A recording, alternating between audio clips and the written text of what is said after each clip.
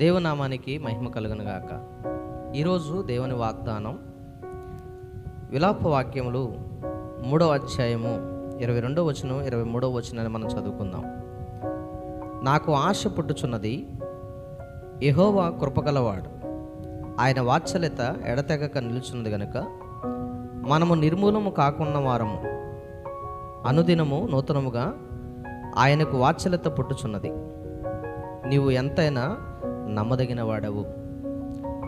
చూడండి ప్రియమైన దేవుని బిడ్డలారా, ప్రతి ఉదయం కూడా దేవుడు క్రొత్త కృపతో మనల్ని నింపుతూ ఉన్నాడు.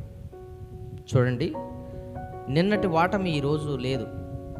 ఎందుకంటే ప్రతిరోజు కూడా నూతనమైనటువంటి ఉత్సాహము, నూతనమైనటువంటి పనులు, నూతనమైనటువంటి కార్యముల చేత దేవుడు మనల్ని నింపుతూ మరి అనేక రీతిలుగా మనల్ని బలపరుస్తూ ముందుకు నడిపిస్తూ ఉన్నారు.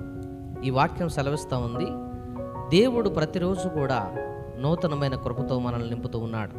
కృప అంటే అర్హత లేనటువంటి మనకు అర్హతను దయచేయటమే కృప అని దేవుని వాక్యం చెబుతుంది. ఈరోజు బ్రతకటం మన అర్హత కాదు, అయినప్పటికీ కూడా దేవుని కృప మనల్ని బ్రతకటానికి అవకాశం ఇస్తూ ఉంది.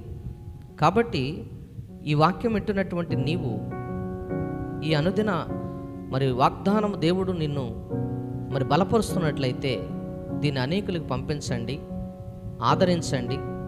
ఈ కృపతో మీరు కూడా ఉదయకాలము నింపబడండి. ఈ రోజంతా దేవుని కృప మీకు తోడై ఉండి నడిపించునుగాక.